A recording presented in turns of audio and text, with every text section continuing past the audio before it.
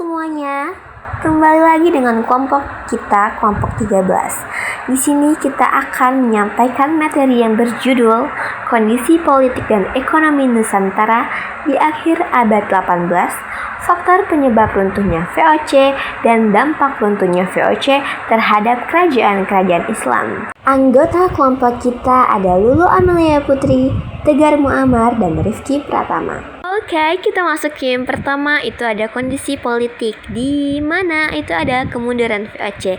Nah, ini sekitar tahun 1750. Nah, VOC ini sebelumnya mereka sangat berkuasa dan akhirnya mengalami kemunduran, teman-teman. VOC ini mengalami masalah besar karena korupsi yang merajalela dan juga sistem pembukuan yang tidak rapi. Nah, VOC ini berubah dari sekedar perusahaan dagang yang hanya mencari keuntungan menjadi seperti raja. Kemudian perjanjian Gianti. Nah, ini dibuat pada 13 Februari 1755. Sebelum adanya perjanjian ini, kerajaan Mataram itu adalah sebuah kerajaan yang paling besar dan juga sangat berkuasa. Tetapi karena adanya konflik internal antara raja dan pangeran yang ingin naik tahta, VOC ini ikut campur dan membuat perjanjian untuk membagi Mataram menjadi dua kerajaan. Nah, kerajaan yang pertama adalah Kesultanan Yogyakarta yang dipimpin oleh Sultan Hamengkubuwono I, dan kerajaan yang kedua Kasunanan Surakarta yang dipimpin oleh Pakubuwono III. Kesultanan Banten. Nah, ini tuh mereka masih merupakan kerajaan yang sangat kaya dan berkuasa. Nah, Banten ini terkenal, teman-teman, karena penghasilan ada yang sangat banyak dan memiliki armada kapal yang kuat. Nah, tapi VOC ini tidak ingin bersaing dengan Banten, sehingga pada tahun 1682 VOC memonopoli perdagangan lada di Banten. Nah, artinya hanya VOC yang boleh menjual lada dari Banten ke negara Eropa, dan pedagang dari negara lain seperti Inggris atau Portugis diusir dari wilayah Banten. Lalu ada wilayah kekuasaan VOC. Nah, jadi pada tahun 1800 ketika VOC ini hampir dibubarin, wilayah yang benar-benar dikontrol oleh VOC ini tidak sebesar yang orang-orang kira. Jadi VOC ini tuh cuma menguasai sebagian kecil dari Nusantara, misalnya kepulauan yang ada di Maluku, kota Batavia, Priangan, pantai utara Jawa, Madura, Padang dan Palembang, Pontianak dan Sambas, Makassar dan juga Minahasa. Kemudian pembubaran VOC pada 31 Desember 1799. Yang VOC ini resmi dibubarin karena adanya kebangkrutan. Nah, penyebab utamanya itu adalah korupsi, administrasi boros, biaya pelayanan cukup tinggi, dan hutang yang menumpuk. Jadi, salah satu faktor penting itu adalah karena perang Belanda Inggris pada tahun 1780 yang membuat VOC ini kehilangan sekitar 70% dari aset yang mereka punya.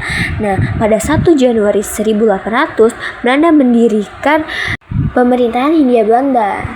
Oke, selanjutnya ada kondisi ekonomi. Di sini adanya perubahan politik dagang ke politik agraris. Mereka mengubah sistem penyiaran wajib menjadi sistem penarikan pajak.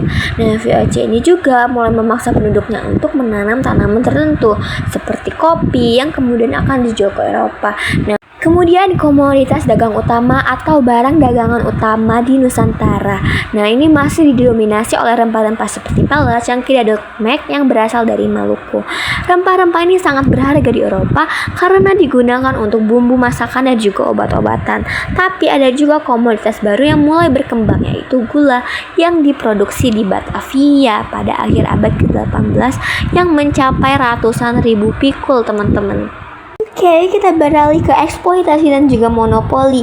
Nah, VOC berhasil mencapai puncak kejayaan ekonomi berkat adanya eksploitasi rempah-rempah yang sangat masif di Nusantara. Nah, VOC ini juga mempertahankan monopoli perdagangan dengan cara yang sangat keras dan tidak manusiawi. Jadi, VOC akan menghukum mereka dengan kekerasan. Contohnya yang paling terkenal adalah pembantaian penduduk Kepulauan Banda yang terus menjual pala kepada Inggris meskipun VOC ini sudah memonopoli. Kemudian masalah keuangan VOC. Jadi meskipun VOC ini terlihat kaya dan juga berkuasa, sebenarnya itu mereka mengalami masalah keuangan yang sangat berat, terutama di wilayah Asia.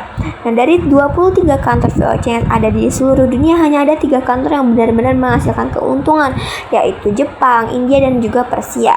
Masalah ini semakin parah karena VOC harus mengeluarkan biaya yang sangat tinggi untuk mempertahankan kekuasaan mereka sendiri. Lalu peran orang Tionghoa dalam ekonomi. Jadi orang Tionghoa ini memainkan peran yang sangat penting dalam perekonomian Batavia pada akhir abad ke-18.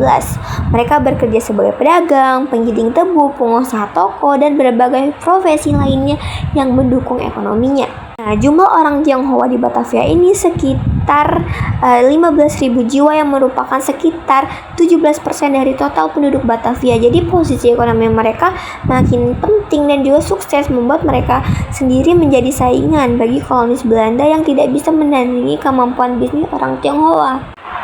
Oke, selanjutnya kita masuk ke penyebab runtuhnya VOC, yaitu ada 4. Yang pertama adalah korupsi yang merajalela. Yang kedua adalah biaya perang yang sangat besar. Yang ketiga muncullah persaingan dari kongsi dagang lain. Dan yang keempat adalah sistem administrasi yang tidak efisien. Oke, yang pertama adalah korupsi yang merajalela. Salah satu penyebab runtuhnya VOC adalah praktik korupsi yang dilakukan oleh banyak pegawai dan juga pejabatnya. Banyak pejabat VOC yang memanfaatkan jabatan mereka untuk melakukan perdagangan pribadi, menerima suap, memanipulasi transaksi, dan juga menggunakan fasilitas perusahaan untuk keuntungan pribadi. Hal inilah yang menjadi faktor utama penyebab keruntuhan di dalam VOC itu sendiri. Dan yang kedua adalah biaya perang yang sangat besar. Untuk mempertahankan monopoli perdagangan rempah-rempah, VOC seringkali terlibat dalam peperangan, baik melawan kerajaan-kerajaan Nusantara maupun melawan bangsa-bangsa Eropa, seperti Inggris dan juga Prancis. Nah, contoh dalam perang melawan kerajaan lokal sendiri itu adalah perang melawan Kesultanan Banten, Mataram, Goa, Ternate, dan berbagai perlawanan lokal lainnya yang membutuhkan biaya militer yang sangat besar. Nah, lanjut ke faktor yang ketiga, yaitu munculnya persaingan dari kongsi dagang lain. Pada awalnya, VOC berhasil mendominasi perdagangan di Asia, namun kemudian muncullah pesaing kuat seperti English East Indian Company atau EIC milik Inggris dan juga Compagnie des Indes milik Prancis. Nah, perusahaan-perusahaan tersebutlah yang mulai merebut pasar yang tadinya dikuasai oleh VOC dan beralih ke menjadi pasar-pasarnya EIC dan juga dari milik Prancis tersebut. Dan yang keempat atau yang terakhir adalah sistem administrasi yang tidak efisien dari VOC. Nah, wilayah kekuasaan VOC sangatlah luas, membentang dari Afrika Selatan hingga Asia Timur. Pengelolaan wilayah yang begitu besar membutuhkan birokrasi yang rumit dan juga biaya administrasi yang tinggi. Selain itu, jarak antara pusat pengambilan keputusan di Belanda dan di wilayah operasional di Asia menyebabkan pengambilan keputusan tersebut menjadi lambat. Setelah kita membahas kondisi politik dan ekonomi Nusantara dan faktor apa yang membuat VOC bubar, selanjutnya kita akan membahas dampak yang diberikan kepada kerajaan-kerajaan Nusantara setelah VOC ini bubar. Nah, sekiranya ada 4 faktor utama yang dampaknya itu sangat signifikan. Yang pertama adalah peralihan kekuasaan ke pemerintahan kolonial Hindia Belanda. Jadi, setelah VOC resmi dibubarkan pada tahun 1799, seluruh aset wilayah kekuasaan serta utangnya itu diambil oleh pemerintah Belanda. Jadi peristiwa ini menandai perubahan yang besar karena kerajaan-kerajaan di Nusantara yang sebelumnya berhadapan dengan sebuah perusahaan dagang, kini harus berhadapan langsung dengan pemerintahan kolonial. Akibatnya adalah kekuasaan Belanda ini menjadi lebih terorganisasi dan kontrol terhadap wilayah Nusantara semakin kuat. Yang kedua adalah pelemahan dan fragmentasi politik. Jadi sebelum runtuh, VOC ini telah menerapkan politik adu domba atau divide et impera yang sering kita kenal untuk yang namanya melemahkan kerajaan-kerajaan lokal. Nah, kebijakan ini menyebabkan banyak kerajaan mengalami konflik internal dan kehilangan persatuan. Ketika VOC runtuh, kondisi politik ini yang sudah rapuh tetap bertahan, sehingga kerajaan-kerajaan di Nusantara ini sulit membangun kekuatan bersama untuk menghadapi yang namanya kolonialisme. Nah, yang ketiga adalah kehilangan kedaulatan ekonomi secara permanen. Jadi, meskipun VOC ini telah bubar, masyarakat Nusantara itu tidak semerta-merta mendapatkan kembali kendali atas perekonomiannya. Jadi pemerintah Hindia Belanda di sini itu justru melanjutkan, bahkan bisa dibilang memperkuat sistem eksploitasi ekonomi melalui berbagai kebijakan pajak dan monopoli perdagangan. Akibatnya ialah sumber daya alam dan hasil produksi masyarakat ini tetap dimanfaatkan untuk kepentingan kolonial, bukan untuk kesejahteraan rakyat setempat. Nah, yang terakhir, yang keempat, ialah pemicu perlawanan yang lebih radikal pada abad ke-19. Jadi, penjajahan yang semakin kuat ini setelah runtuhnya VOC itu menimbulkan yang namanya ketidakpuasan di berbagai daerah.